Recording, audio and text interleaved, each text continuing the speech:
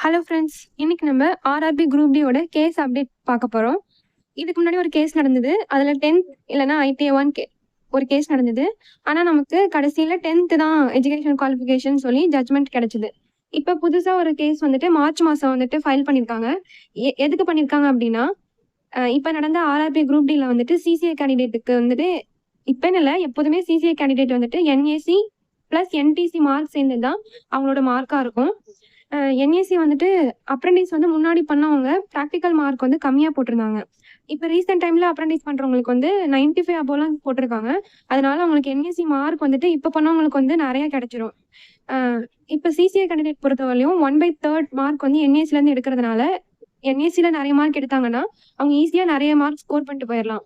அதனால இவங்க வந்து கேஸ் ஃபைல் பண்ணியிருக்காங்க. முன்னாடி பண்ணவங்களுக்கு கம்மி போட்டனால அவங்களுக்கு நிறைய ஸ்கோர் பண்ண முடியல. இப்போ பண்ணவங்களுக்கு வந்து நிறைய மார்க் போட்டிருக்கனால இவங்களால ஈஸியாக ஸ்கோர் பண்ண முடிஞ்சிருது அப்படின்னு சொல்லி இவங்க கேஸ் போட்டிருக்காங்க ஹைதராபாத் ஹைகோர்ட்ல.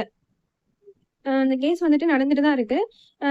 இன்னைக்கு வந்துட்டு ஒரு ஹியரிங் வந்துச்சு. May 5 வந்துட்டு ஹியரிங் வந்துச்சு. இந்த ஹியரிங்ல வந்துட்டு 20 to 5 வந்துட்டு இதை வந்துட்டு ஒத்தி வச்சிருக்காங்க.